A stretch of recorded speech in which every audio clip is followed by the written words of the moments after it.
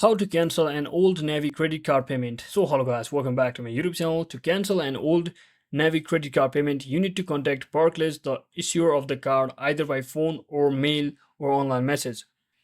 So you can basically reach to them by simply calling to on the mentioned screen number or phone number over here, and or you can also send a return request to card services with a post box office number 8801 on Wilmington. And to cancel payment initiated online, you may also be able to do so by logging into your account on Barclays website and navigating to the payment section.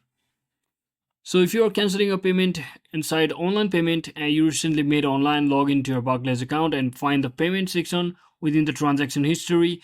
There should be an option to cancel if it hasn't yet been processed. So if you have automatic payment set up, you will need to cancel the recurring payment within your Barclays online account or by contacting them directly.